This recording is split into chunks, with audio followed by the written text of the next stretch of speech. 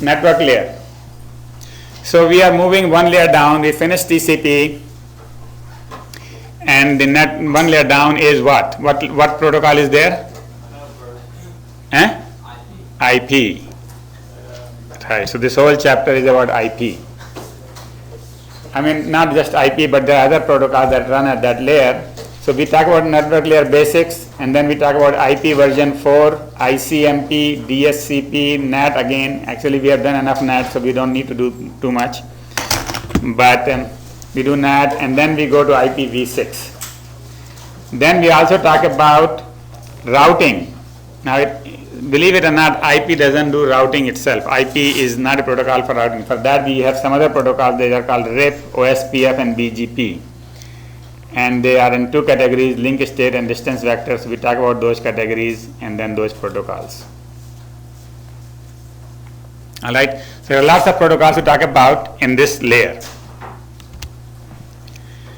But before we go to those protocols, we just want to cover some basics of this layer, and that includes how the forwarding and routing is done, how it is done in other networks, ATM networks, how the classes of service are done in other networks, and what are the components in the router, and how the packets are queued, and so on and so forth. Now this is nothing to do with IP as such, but this is general thing applies to most protocols, and in some places IP has made a choice which is different from other protocols, so we talk about that.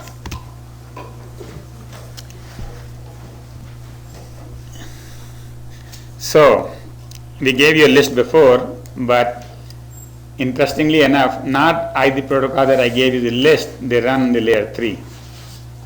In the layer 3, only two protocols run, IPv4 and IPv6.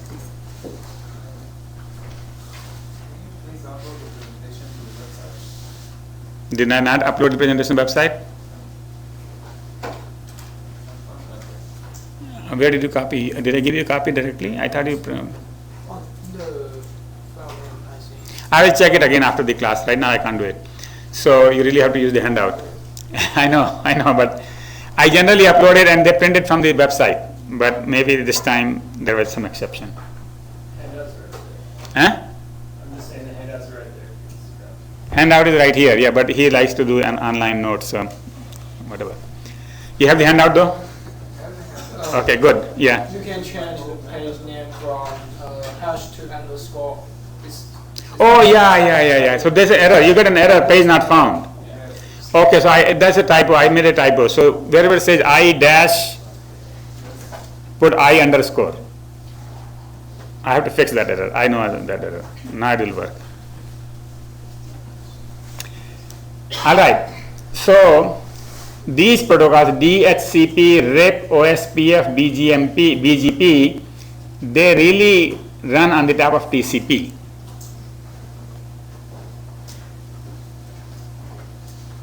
All right, and so technically you could call them application layer protocol, but they're not really applications because you never see them. You never see DSCP yourself. I mean, you actually see, because you cannot run Microsoft Windows without knowing your DSCP server and things like that. But RIP, OSPF, and BGP you don't see because the routers use them, and they are kind of used for network to help send the packets around.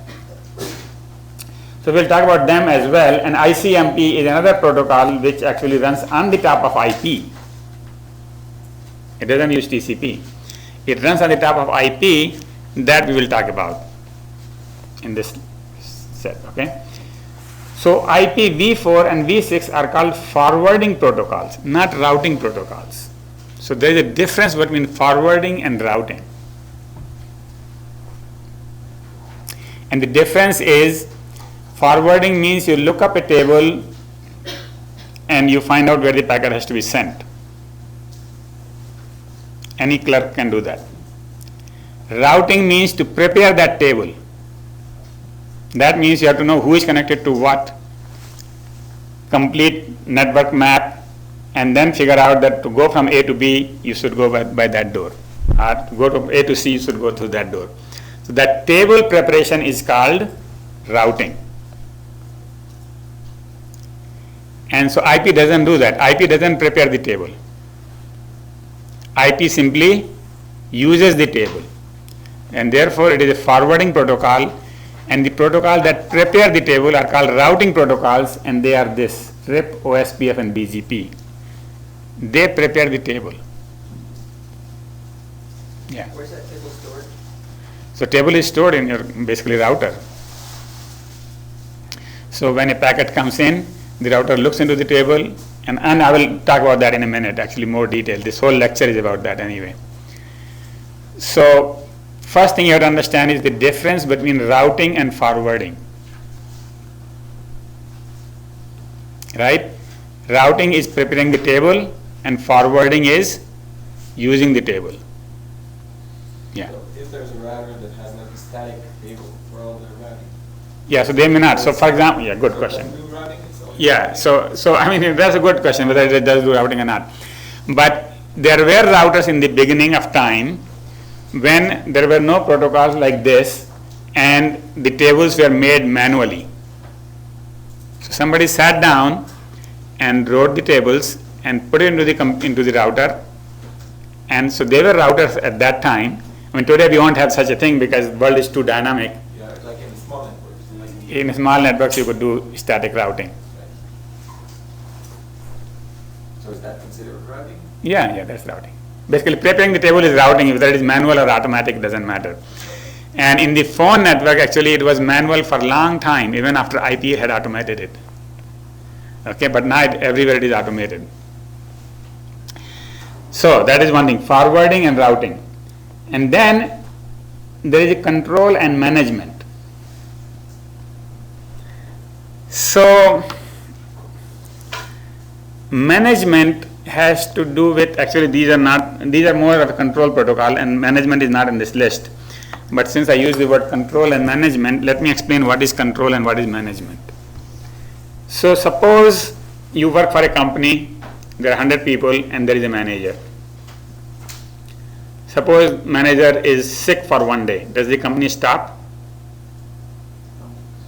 No, company continues. So the managers are people who are really totally optional. They are not required. They are really not required. The reason they are there, if out of the 100 people, one person doesn't do the job, then the manager is watching everybody. Right? If somebody gets sick, if somebody is not performing the job, so management is there to look after, to detect the faults. Right? But if there is no fault, the managers are sitting there doing nothing. If everybody is good, if you just hire the 10 best people from WashU, then you can be a manager and sleep in your home. Right? Because they will all do their work. So the managers are management part of any computer systems or network is that part which is basically mostly related to making sure that the system is operating fault free. And it is totally optional because if there is no fault, if the system is very reliable, you don't need the management part. Control. So there are two parts left, data and control. Data is the part which is sent by the user. So you want to send a message, that is data. Control is the part that is added by the network itself. Control is something that you didn't produce, but it is required to send the message. This is the required part. So if I don't put a header, the packet will not go anywhere. Right? That is control. And control can be either in the type of header or it could be additional packets. So routing packets. So RIP and BGP, they exchange lots of packets to figure out what the right path is, who is connected to whom. Those are all control packets. Because those packets were not produced by the user. They were produced by the system to serve the user. Yeah. So there are management packets also, or just control packets? Yes, there are management packets also. So for example, and this is not on this list, so that's why this will come in chapter 7 or 8 someplace when we talk about management. Network management, using network management, a router could, network manager could send a message to all the routers saying that please tell me how many packets have you forwarded, how many packets were in error, how many packets were dropped. Those requests and responses are management packets. Right? They are not in this one. So in this chapter we have data, control, only two. All right. So IP mostly handles with that data part, but the control part is handled by this ICMP. ICMP is IP Control Management Protocol, Control and Management Protocol, it's called, okay? And this is all control. The routing protocols are all control protocols because they are really the users don't see them. Users don't produce them. Users just, they are done by the system to make sure that the user's job is done. So I want to double check.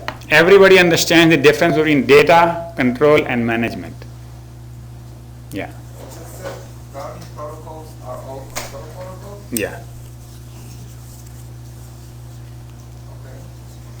Could you explain why? Because they don't contain anything that the user sent.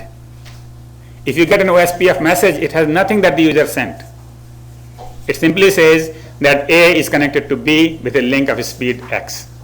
What's a control protocol which is not a routing protocol? What is a control protocol which is not a routing protocol? ICMP. And by the way, this data control and management applies to every layer. At the transport layer also we have data control and management. At the application layer also we have data control and management. At the second layer that we'll come to later has data control and management. So for example, when you do HTTP, there is data control and management. Why? Because data is what the user sent, control is what is added by the system, all the headers, right?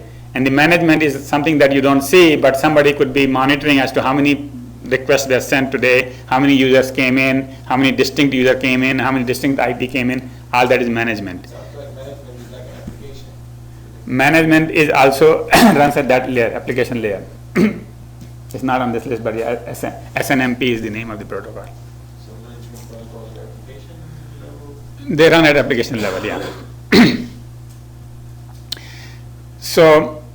So anyway, again, let me say, any bit on the network could be classified as a data bit, control bit, or a management bit. Because that bit was sent by the user or generated by the system for operation or for management. And the difference between control and management is very fine. I have not seen it written in any books like that. I don't think even this book talks about that clearly. So I just want to make sure that you understand that difference clearly. Data, control, and management.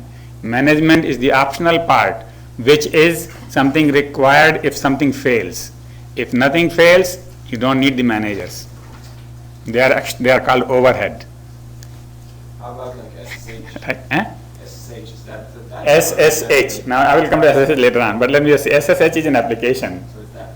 No, but that ICMP is also. Huh?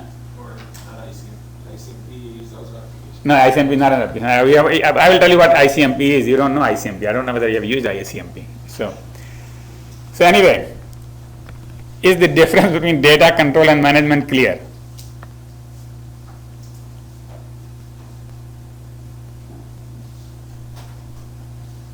Everybody clear? Okay. All right. So now we go into forwarding and routing. Forwarding is basically done by looking at the address prefix. So if the prefix of the address, so we look at the packet address is generally 32-bit long, and there's a table. In that table we don't have 32-bit quantities. What we have is a prefix, so some part of the address. So the prefixes are written like this: 126.23.45.67/32. That means the first 32-bit of this thing, which means all 32 bits of this thing. Or you could write down as 128.272.15/24, that the first 24 bit are like this. Or 128.272/16, that the first 16 bits are like that. And doesn't have to be 8, 24, 16. It could be here 18. First 18 bits are like that, or it could be 14, first 14 bits. So you just take the first 14 bit of this, and that is the prefix. All right. So prefixes are written by the number followed by slash followed by the length. Okay, and so the table will say if the prefix is this, then the next router is that, and the interface is this. So let's see. We are talking about next router being this. So we are here. We are here, and if we find that some packet has the address matches this one, then we have to send it to this router on interface 1. So interface is 1 and 2. There are two interfaces. Can Yeah. you send it to different routers from the same interface? Yeah. You can send it to different routers on the same interface, because there is a connection like this Ethernet connection, and there could be many computers connected here, many routers connected here, and you could have only one interface on which you could send to many routers. How does the server that accesses those? No, the people who have that address, they will pick it up, others will just ignore it. So basically that is when we go to Ethernet, then we'll talk about that, how Ethernet works. But for now, let's just assume that everything is point to point. So on every link there is only one thing. Okay? So a packet comes in, we look into this table, and this table says that the first 32-bit match here, then the next router is this, and the interface is 1. If the address matches this, then the first router is that, and the interface is 2. If the first address is this, if the address is this, then that. Now it is quite possible that the address matches many entries in this thing. Okay, for example, if you had the address 128.272.15, it will match this entry as well as that entry. Right? So we use the longest prefix match. So we don't use this entry. Which entry we will use? The one that has the longest match.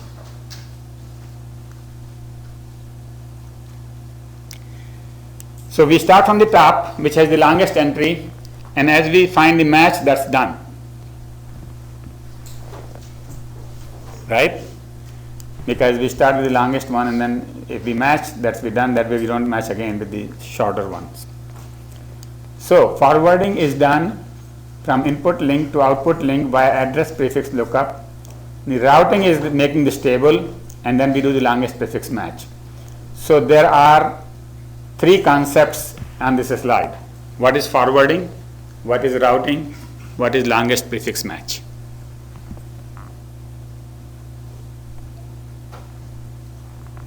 Okay? Clear what is longest prefix match? Now, from now on, in these slides, I have put at the bottom something that you can do on your own. And the reason is that some people wanted to know, students wanted to know as to what part of the book we should be reading or what should be doing. So it's not just the homework. So this is optional. So if you go to the book and there are review questions, so there is a review question R3, right? You should be able to do that after this slide or after reading that part of the book, right? If you're not able to do it, you can ask here in the class as to what is it, what does it mean. Okay, so this is not a homework. You don't have to submit it here. Just do it on your own. That way you will be a little bit ahead of the class, and then when the exam time comes, you will do better. So that is optional homework is the definition of that, okay? All right. So if you are in Windows, you can just go to a DOS box and say route print. And if you are on Mac, I'm sure there is a similar command that is called netstat -m. And this is what will print.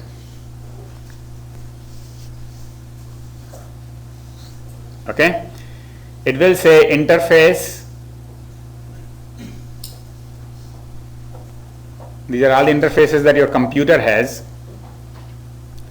Then it says if this is the destination, this is the net mask, then you go to this gateway with this interface with this metric.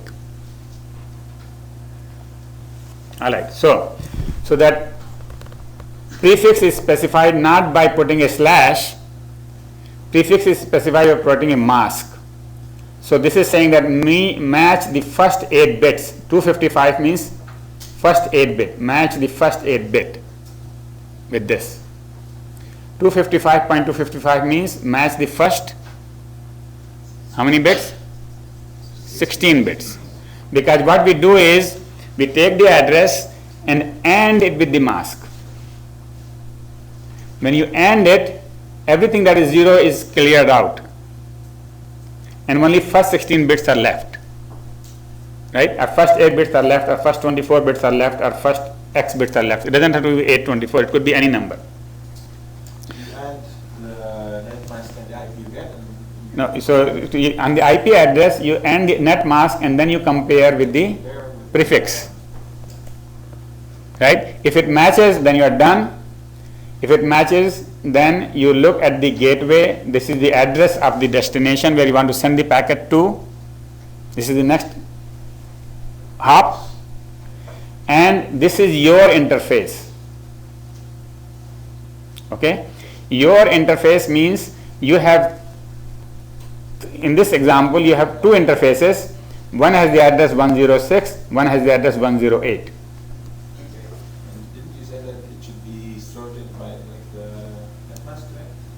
So this is in some sense sorted, except for this last in the middle here. The last one. Yeah, this is 32-bit. Yeah, so this is not sorted, but basically, so somehow they will have to find out the longest prefix match in this case. This is not sorted by that method. But so then this is this could be wired interface, this could be wireless interface. Right? I'm coming to you. So then it will decide that if you get a packet, then you should go to wired or wireless. However, when you go there, if there are 2 matches, suppose they both have the same length, then you go to the metric and you select the lowest metric first. So higher means bad. So if the metric is 10, that is better than matrix 20.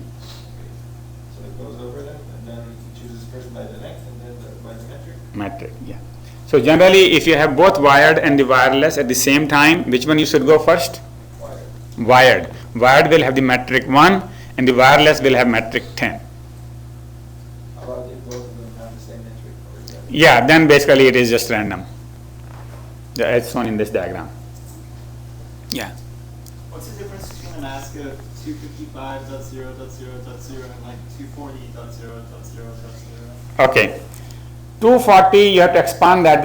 This 255 is 8 bits, 8 ones. 240 is some less number of ones. Maybe it is 6 ones, or or 3 ones. I don't know how many. You have to just expand it. So that is not complete multiple of 8. See, this 255 is all 8 ones. 240 is 4 ones. 4 ones. Okay, so 240 is 4 ones.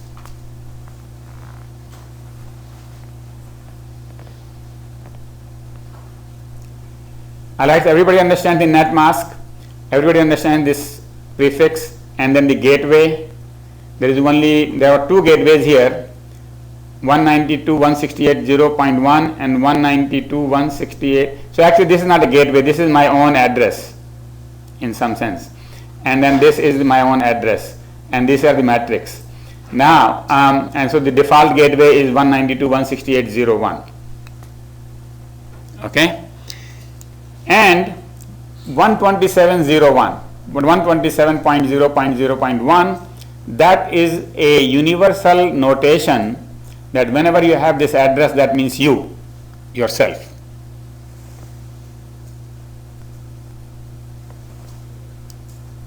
Alright?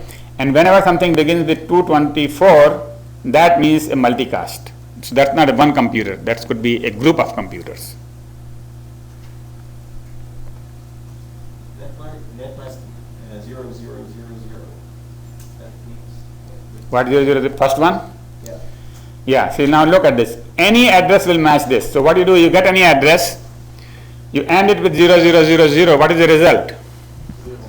All zeros. Then you match it with this one, it will match. So you match everything, right? Everything will match this. So if it doesn't match anything else, then you will match this and get out there. So This is the catch all. you have two of those. That's the catch all, right? Yeah. Oh, sorry, there was a question in the back. I said I will answer. Can you ask the question again, please? I had the same question. What is new in the Alaska? So you already asked? Yeah. Okay, so go ahead, your question. So if everything is zero, what do you match it to? Everything is 0, then you match it to this line here. Okay. And you send it. My question is, why is it first? Isn't it- No, okay, whatever it is writing is not the way it is used inside the computer. It might be written in some order that I don't know. So the computer is sorted. Yeah, so basically the whole game here is to find the longest prefix match.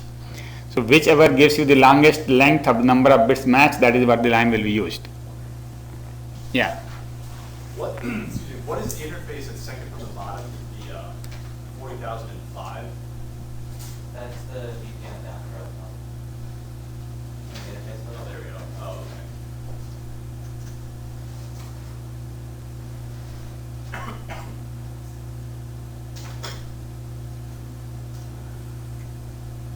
Two 255, you match the 255, and so all ones with all ones.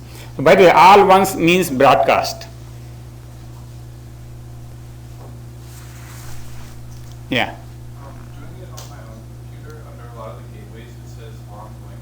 What does that mean? Where says on the link here, Under gateway, and what does it say? on dash link. I have no idea.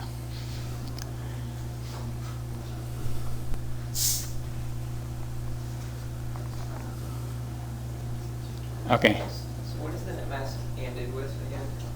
What is mask ended with? Yeah. So you take a packet you want to send, you take the destination address on that packet, and you end it with the net mask and compare it with the first column. If the match, and that is the longest match, then you go to the gateway and the interface and the metric.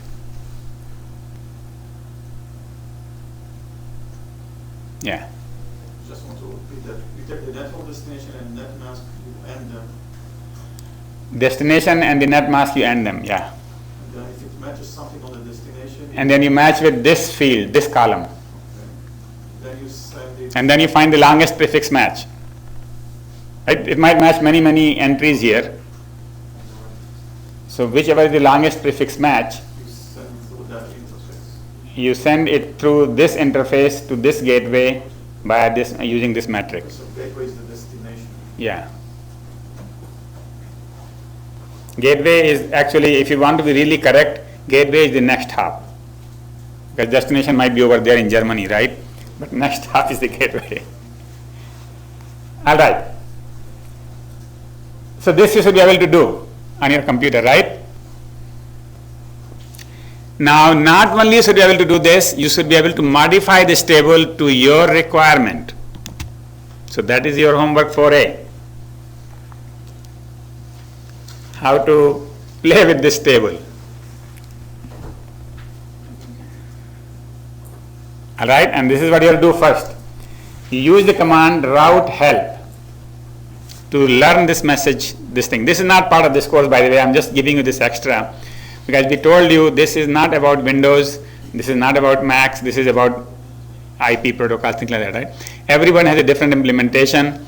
Windows implemented using route help, Mac implemented using man route.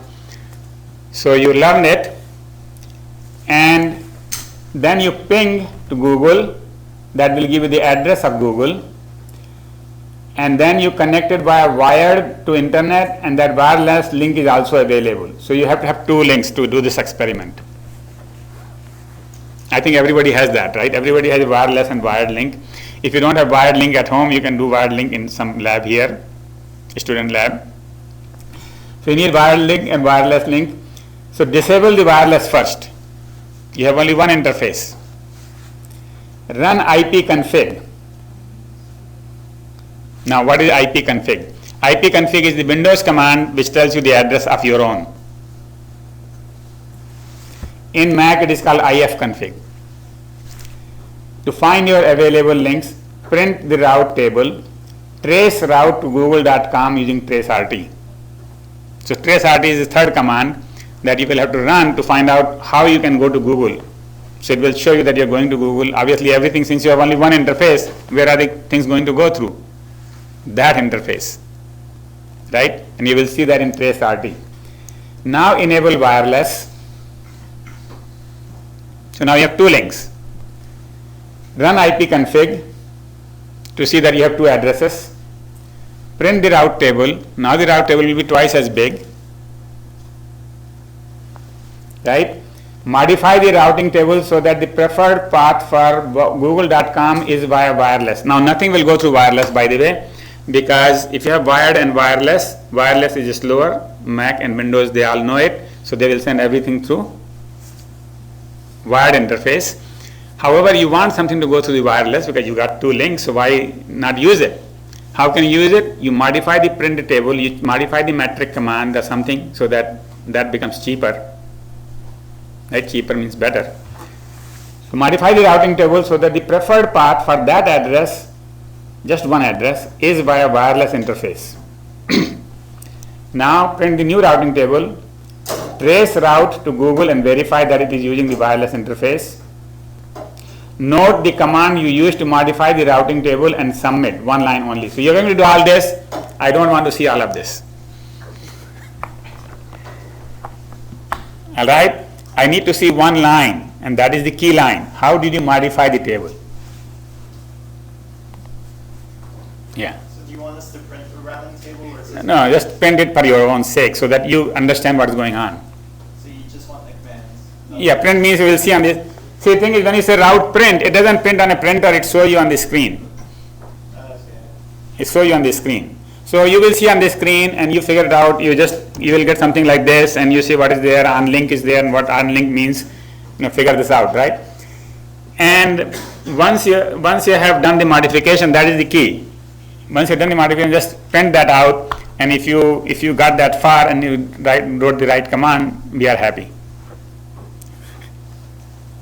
All right? So it says here, your command should be modify. That table is the only one we need. One line only we need for this submission. All right? And second thing it says is, you have to modify the routing table that only one address goes to that one. Everything else will go to the wired interface anyway. Yeah. How do we find out what the command is? Okay, the command is route help. It's trivial. It's trivial. But having said that it's trivial, you should really experiment with many different things and see what the effect is. And I have done that. And as a result, I have many things that I can do on my computer, on my home, that many people cannot do.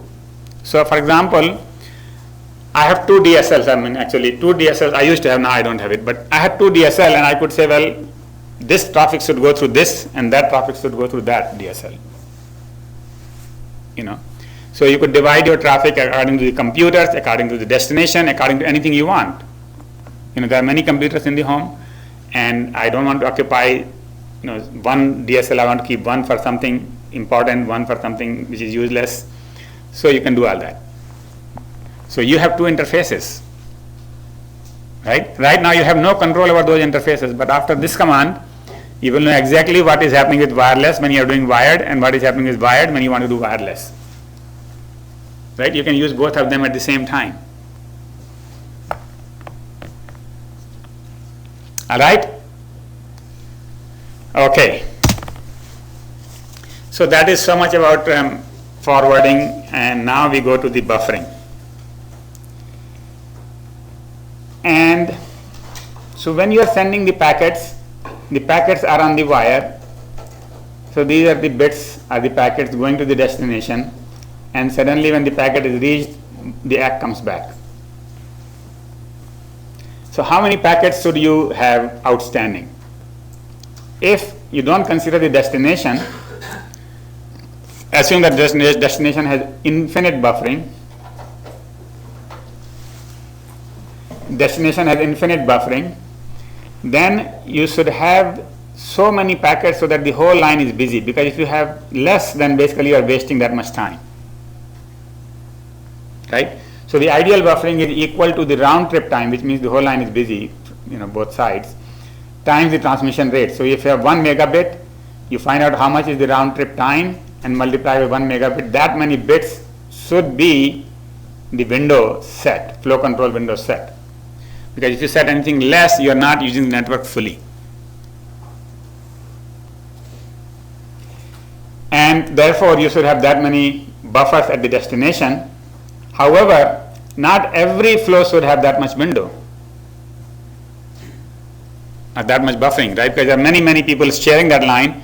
So it turns out the sharing is by square root. So if suppose 9 people are sharing, then each of them should have 1/3 buffer of this size. So some time ago, like 20-30 years ago, before my time, somebody did an experiment and said that the buffering is proportional to the square root of people sharing. So this is a rule, this is a law that that's just like AIMD principle. There is a square root principle. It's not mine, somebody else's, I don't know whose it is. But the square root principle simply says that if you have n people sharing, then each one can use 1 upon a square root of n of it. Not 1 upon n, 1 upon a square root of n. So if 16 people are sharing, each person can use up to 1/4. Yeah. I have a question about the first part. Yeah. Why is it RTT kind of transmission rate and not like just one-way transmission rate? Yeah. So basically, that's a very valid question, because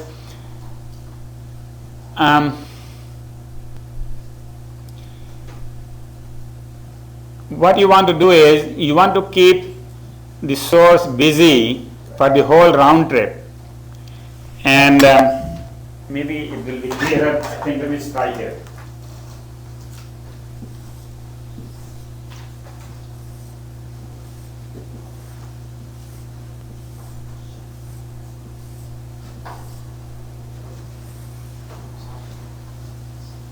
So the source has to send so many messages so that it doesn't have to wait before the first acknowledgement comes. It is already ready to send the next message. So it is busy for the whole round trip. Right? Otherwise, if it is only halfway, then it will be just waiting here for nothing. Okay. So the buffering should be this much, and this is the full if there is only one user. But if there are n, so this is for one user, and this is for n users.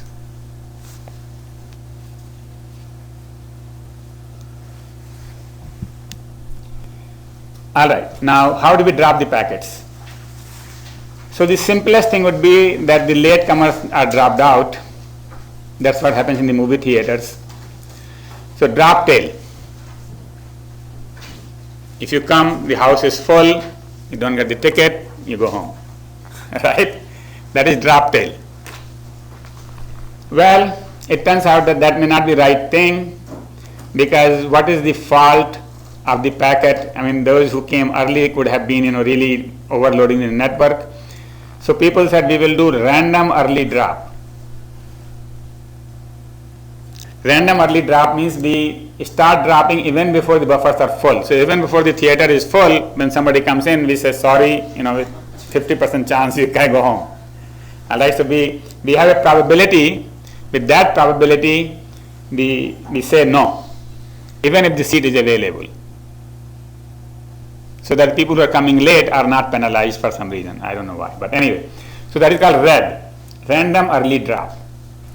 Random early drop means even before the buffer is full, we depending upon the queue size, we find a probability, and with that probability we draw a random number and we say drop this packet. As the queue becomes bigger and bigger, the probability goes up, and after some time 100% probability, if you come, you are dropped. So if the queue is full, you'll get dropped anyway. If the queue is full, there is no choice we have. See, we are not going to drop the packets which are already in the queue. That is possible too. I mean, we could start shooting the people inside the theater and say, sorry, we need some space. We need some space, but that's not a very nice thing to do. So generally we don't do that. If you are in, you are in.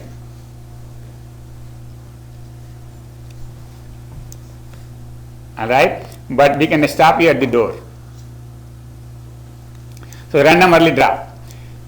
So the routers measure the average queue and drop incoming packet with certain probability, and this is called active queue management. It is called active queue management because the previous thing, the drop tail, was passive queue management. You sleep and suddenly wake up and you find that the room is full and you stop, dropping the packets. But active means you are awake all the time.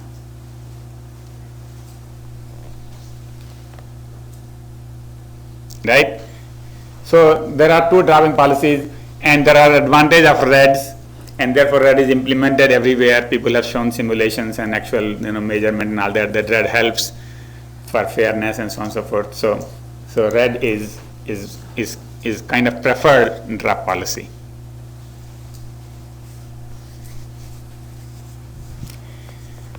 Drop tail is not fair. Actually, drop tail, particularly if the traffic is bursty, then some sources which might send 100 packets right in the beginning, they might get in, and somebody who has sent only one packet will get dropped because they came late.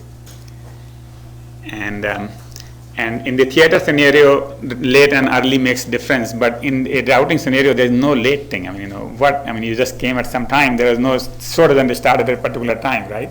But you just came at a time when the buffers were full. I have a question. If you have a UDP stream Yeah, connection, yeah. and like 3 TCP connections, and the UDP tries to send like fast, and the TCP slows down, Yeah, and so the UDP can always utilize the entire. yeah. UDP wins all the time. All the time. So if you want like a fast application, always use UDP. Yes, you can play that game. So actually, then they are trying to design congestion control schemes for UDP. So that I don't think we will discuss those in this course because they're already done with TCP and UDP. But if you wanted to find out, then you go to IETF and they're talking about controlling UDP traffic. Because on one side TCP is nice and UDP is not nice, so we can't do that. Okay. All right. So summary of this slide. Everybody understands drop tail, RED, and active queue management, right? All right. Then head of line blocking. Head of line blocking. So basically, first let's talk about what kind of switches there are. So in every router there is a switch. Inside the router there is a switch, hardware switch. It's a very fast switch. The switch, what it does is, the packets as they come in, they stand in the queue, and the switch looks at the destination address and looks up at this table and whatnot, and then somebody looks up at the table and then says, okay, it has to go to that port, and that has to go to that port. So then the switch does it in hardware very fast. Now, in some switches, you have packets queued at the input, so it means they wait until their turn to go. And in that case, what will happen is, suppose somebody wants to go to this position, right? And so the red packet wants to go there. However, this port is busy because somebody else is going there. Then what happens to the green packet? So the green packet has to wait, even though that port is available, but it has to wait because the red is ahead of you. You have gone to the grocery store queue where somebody has the problem with their credit card, and you are stuck behind them, right? Or somebody has a problem with the product that they just bought, and you are stuck behind them. So that is called head of line blocking. People who are at the head of the line, they are blocking the whole queue, right? Because the queue is first in, first out, and the person who is at the head is having some trouble. So Why do you get stuck there? why do you get there stuck there? Why is it stuck? Because the packets cannot be sent out of order.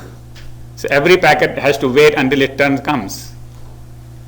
No, I mean the first packet that is blocked. Or the red packet is blocked because somebody else is going to that port. Oh, okay. So that line is busy. It's like only one person can talk to the port at a time, or one packet come to the port at a time. Yeah. Yeah. On machines with like multiple virtual machines, do they like any emulate this with software, or how does? Yeah, okay. So if you have virtual machines on your computer, then you have all of this emulated, like virtual machine, each virtual machine is a full machine by itself, and then there is some kind of router emulated which will make one output interface. So yes.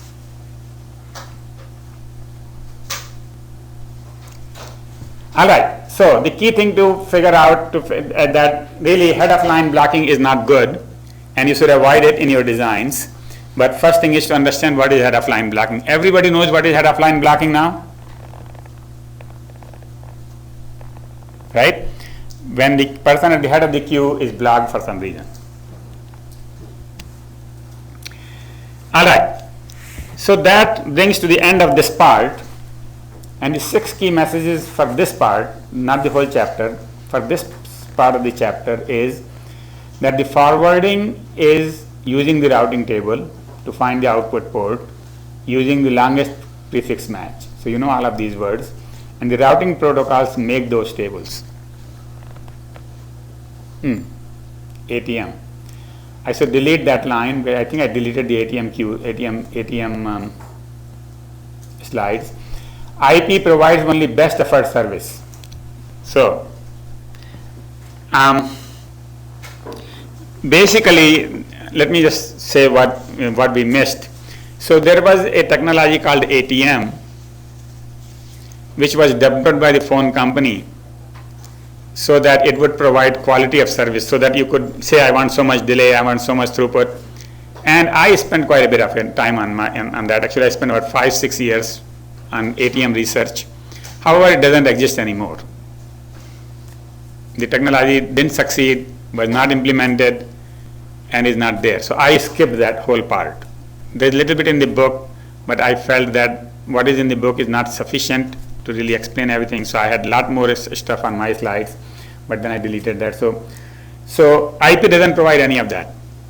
It provides no quality of service. You cannot say to IP, well, this packet is faster, that packet is first, or this packet is second. You cannot say anything to IP.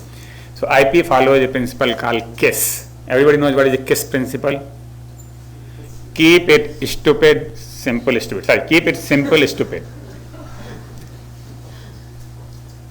Right? So basically, and that works. Because if you make it complex, it doesn't work. So ATM didn't work. Okay? And both Ethernet and IP follow the KISS principle. So that is what it is. So it follows. Routers consist of input ports, output ports, switching fabric, and the processors. We just went through the switching fabric. We showed you the 3 parts of the routers: the input port, output port, the switching fabric. The book has a little bit more detail. I expect that you can read all that. It's not critical. I want to spend time on the critical part of the chapter, so that's why we are moving on. And then we learned that the datagrams can be dropped even if the queue is not full, and that is called random early drop. And then we learned that the head of line blocking. If you queue at the input, then that can result in head of line blocking. And therefore, when you design a router, you don't do input queuing, you do the output queuing. Means as soon as the packet comes in, it goes to the output queue and then waits there for as long as it's required. So there is no queue at the input. Okay? All right, so that's this part. Now, before I go to something else, this is the thing. What we have done is we have covered the section 4.1 to 4.3, which is pages 315 to 341 of the textbook. And now if you finish this chapter, you can test out yourself by trying R7, R8, R9, R10, and R11. If you're not able to answer those questions, you can come back to the class and ask that, well, what is this R11 about? What is the answer? Make sense? All right? So please try to read it, because I cannot give you so much homework, because homework is work for us as well, right? So we are just trying to give minimum homework and make sure that you keep up with it. All right. So any question about this part? Yeah. General question, are the TAs always updated? Yes. So the TAs are on the website and they are correct. There are 2 TAs who have 2 hours, 2 days in a week. And only thing is that both of the hours are by appointment. So if you want to see, when my hours are by appointment, if you want to see me during my office hours, please send me an email so that I don't program something else, because the schedule is just too much. Same thing for them. They have some weekend hours. And obviously nobody is coming in the weekend, and so they don't want to waste time sitting in a room. So if you want to come on the weekend or meet something, you can just send an email that I want to see you, and they will be there. But the hours are on the website. The email addresses are on the website. So you can just send them an email and then you can see them by appointment. Okay, any other question? Everybody knows longest prefix match, right? Okay, that is the key. I have a question. Yeah. Datagram, is that the same? Okay, good question. I didn't use the word datagram so far and nobody asked it. So what is a segment? A segment is the TCP packet, right? A datagram is an IP packet.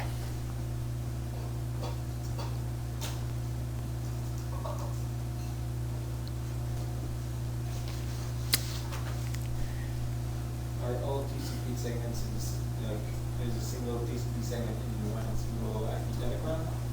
Okay, that's a good question. And we haven't gotten that far, so we won't go there. So the question was asked, if the TCP gives one segment, will it become one datagram? The answer is yes and no, and that is what they are going to, actually the answer is no. So we will discuss that when we come to IP. But datagram was a good question. Datagram is the name for IP packets. Datagrams may be dropped even if the queues are not full. Okay, so that takes us to the next module, forwarding protocols. And there are only 2 forwarding protocols, IPv4 and IPv6. But to make them work, we need these other things, NAT, Universal Plug and Play, DSCP and ICMP. They are not forwarding protocols, but we will talk about them in this module. So IP. For every protocol, we start with the header. What does the packet look like? So the IP header looks like this. There is some bits, actually I think 4 bits of version number. Then there are some bits of header length, some bits of type of service, then the length of the total datagram, then the 16-bit identifier flags. We are going to go more detail in the next few slides, but here just overview. Then there are some flags. Then there is a fragment offset, time to live, upper layer, header checksum, source, destination, options, and then the data. Now, so there are too many fields, and I will go through them one by one. But I have used a new word here, fragment. And the fragment is, what happens is that if you have this IP datagram and it goes through a router, that router doesn't, some routers in the old days couldn't really hold some size packets. So they need a smaller packets. They will fragment it. They will make one datagram into 2 datagrams. Right? And that actually answers your question of MSS, segment size. So the segment can be 1 datagram on this router, or it could become 2 datagrams in this router. So there will be 2 datagrams. But when one datagram becomes many datagrams, that is called a fragment. On the way. Not on the source. On the source it is 1 datagram. Everything is 1 datagram. Right? And 1 datagram could be half of a segment. All right, when it begins. But when it goes into the network, it can become fragmented. Yeah. What happens if you lose one fragment? Yeah, you lose the whole packet. You lose the whole packet? Yeah. So, yeah, good question. So, if you want to send a segment that is larger than Datagram. Datagram, then you for the second datagram, do you set the fragment offset yourself, or is that just the router? Okay, so here the thing. The right answer is that you will be sending 2 datagrams, because right at the source you know that I can't support this. However, in most implementation, the TCP will not make that segment. TCP will actually create 2 segments. I mean, it's crazy that the TCP doesn't talk to IP. Actually, TCP and IP is one module, so they know.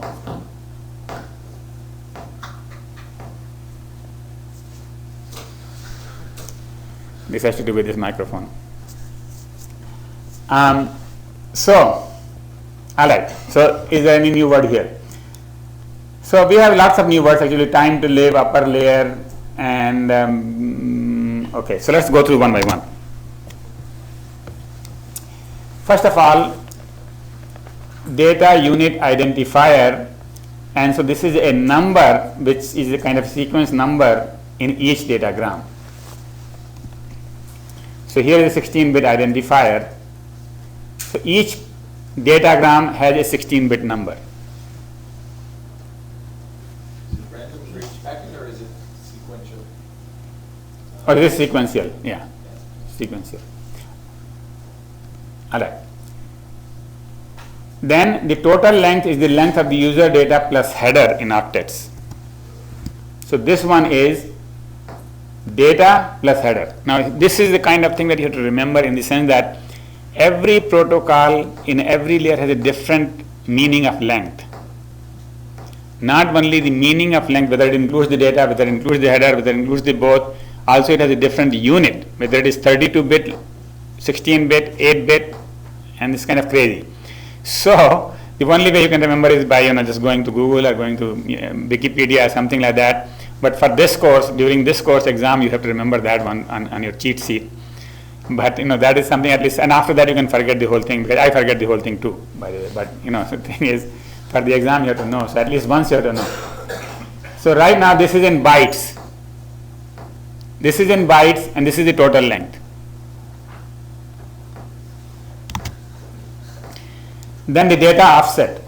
Position of the fragment in the original datagram in multiple of 8 octets. This is another complication. So now they are measuring the fragment position. So what will happen is that, we will talk about more about fragments later on, but if suppose one packet becomes 5 packets, then each fragment has a position in the original packet. Right? That this is the first one, this is second one, this is third one, this is fourth one. So that offset from the beginning is specified here, fragment offset. And that is specified in 8 bytes, 64-bit unit. Yeah. When you say octets, you mean bytes? Octet and bytes are same, yeah. They are just totally synonymous. There is no difference whatsoever. The reason is byte is what we originally started with. That was the bit and byte. But when we went to ISO, and you know how they like to do everything in French and this and that, in the internet. So octet is a word which was invented to say 8 bits. Right? But, so if you go to Europe, they use the word octet much more than we in the United States. And just like we use miles and they use kilometers, we use octets, they use bytes. We use bytes, they use octets.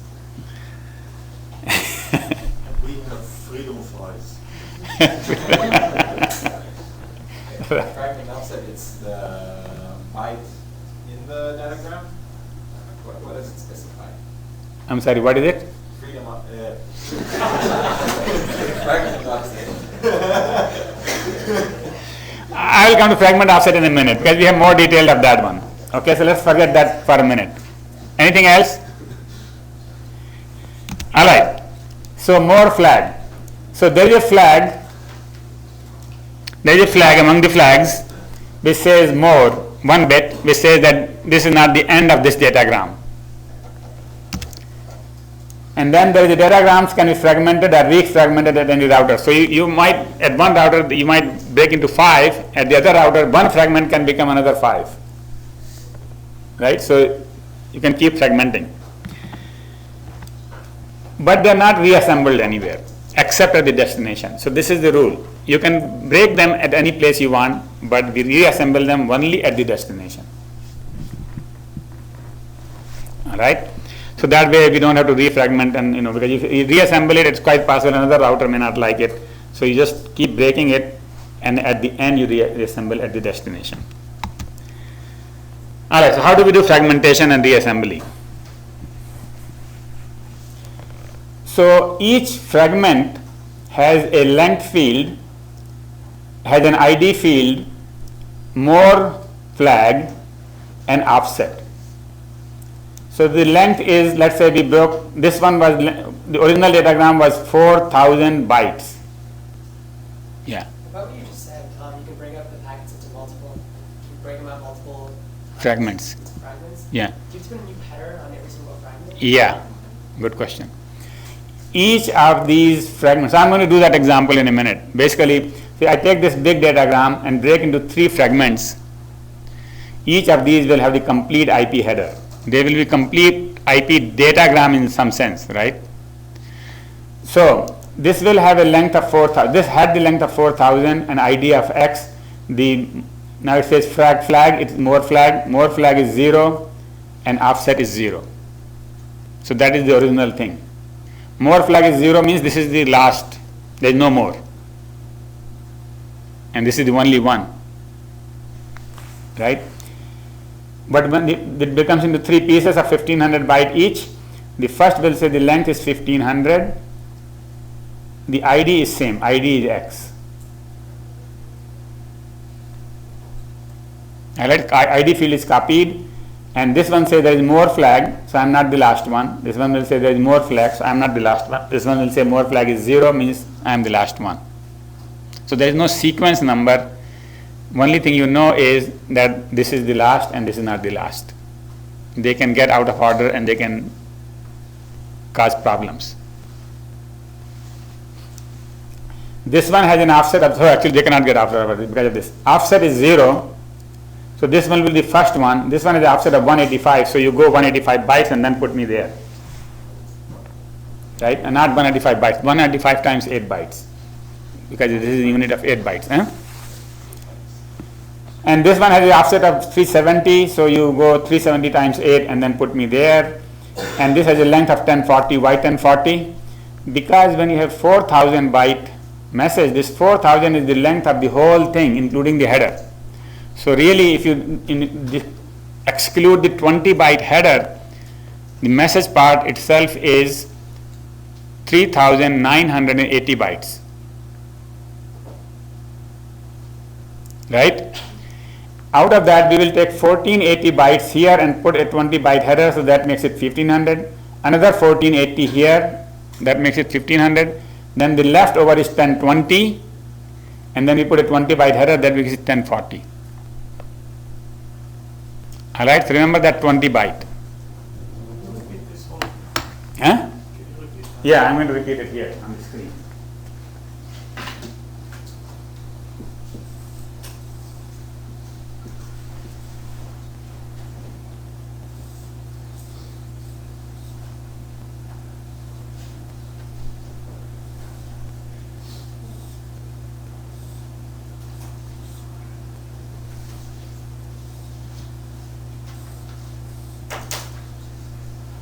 So the length in IP is the complete length, right? It's the complete length, header and the data. So if this is 4000, 20 byte is header, 3980 is the data part. Okay? Now we have to break this into three fragments. So this fragment is 1480 plus 20 bytes of header. This fragment is 1480 plus 20 bytes of header. And if you subtract from 3980, 2 times 1480, you get 1020 plus 20 bytes of header. You get it? And so this length was 4000, this length is 1500, this length is 1500, this length is 1040.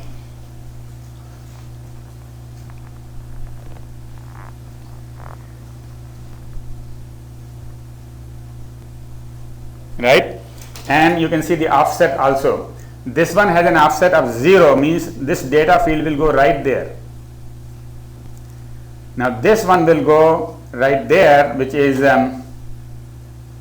20 plus 1480 times, so 1480 185 times 8 is 185 times 8 is 100, yeah, 1,000.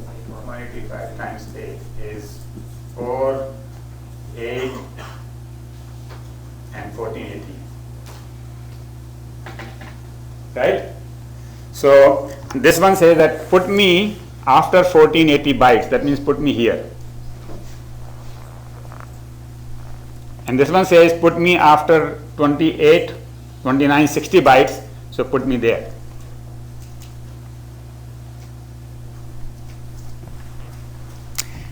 Alright, so this is a question which is in every exam. Alright, so make sure that you understand this part. How the fragment, offset, and the length are calculated. Yeah.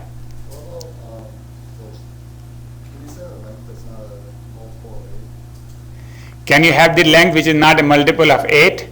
The answer is no. Basically, what happens is you can have 1 byte packet, or 1 byte you want to send through TCP, and then it adds its own 10, 15 bytes of header, and then you put.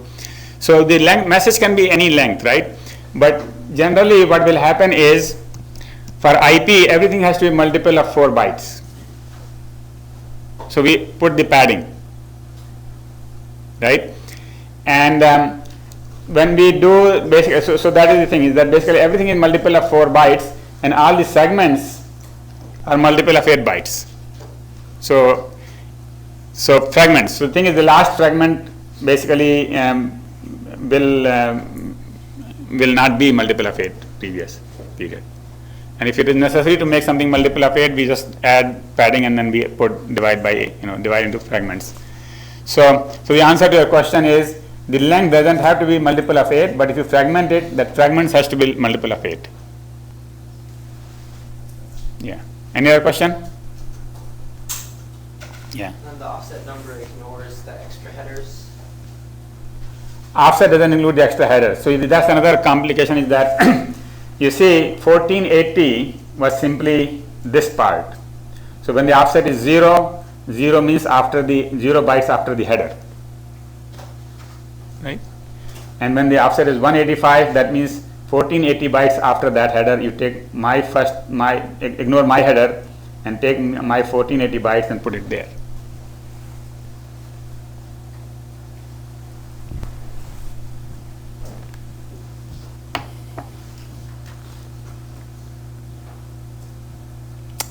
This should be crystal clear to you guys. If it is not crystal clear, some things are has to be crystal clear, like this whole thing about longest prefix length, about that mask, checks net mask and all that, and then this thing, fragments. These things we always ask in the exam.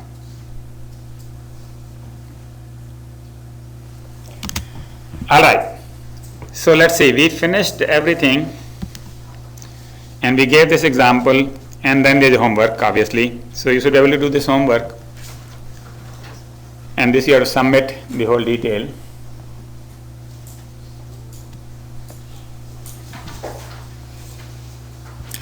That brings us to the next module, which is actually more about the addresses, and this part is not in the book, so please listen carefully.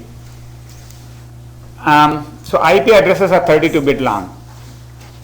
When in the beginning they were assigned, there were only 4 universities who wanted to have the addresses for themselves: Harvard, UCLA, and University of Utah, and some other I forget which one. So 4 universities, and so they said, well, what we can do is we can all get 24-bit addresses. Basically, we will give you 7-bit of network address. So your network is 1, your network is 2, network is 3, network 4, and all we need is 7 bits, 128 networks. That's just sufficient, right? 127 universities would be big thing when we have only 4 universities. Then they said, well, now we are running out. So when the class B addresses were created, where the first bit is 1 and the second bit is 0, then we can give out 14-bit network numbers, and then each company or each university that gets that address can use up to 2⁻16 computers. So that was fine. Then they started running out there. Then we had class C addresses. Class C addresses is 110. Now you get 21 with fixed network number, and then you can have up to 256 computers. Right? Well, that's where the thing is stopped, because after that we ran out of network numbers and then we could not give anybody. In fact, 256 is too small. Most companies have more than 256 computers. Most universities have more than 256 computers. So that actually nobody wanted class C. And so that's another story we'll go into later on.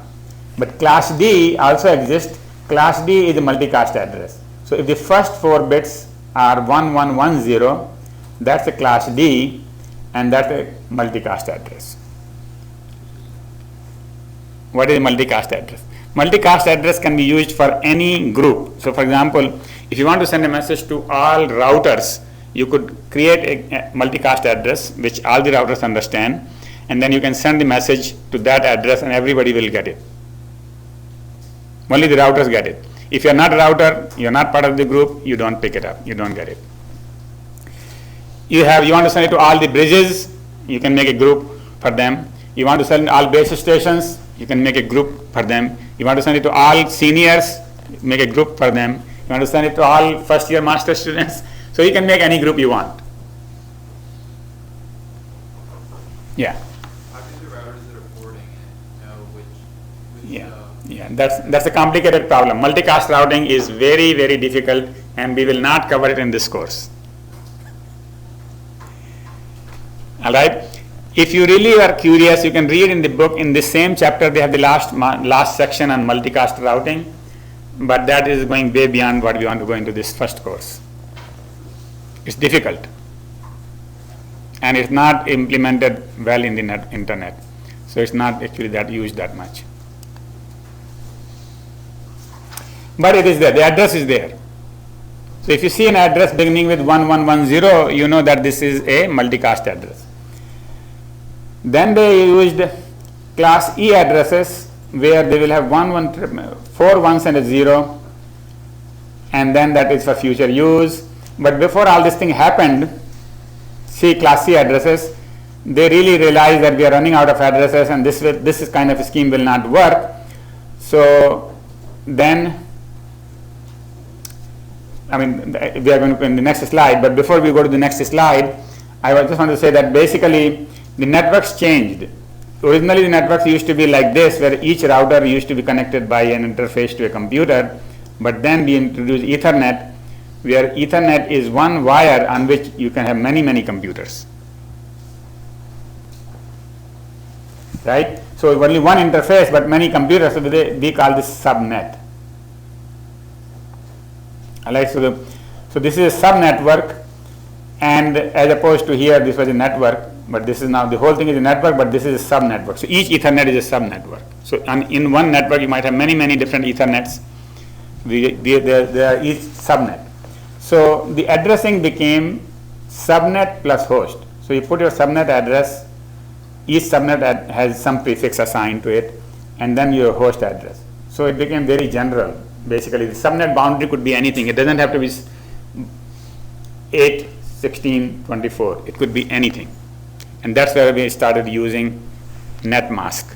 So with netmask you can specify that this network has this address, period.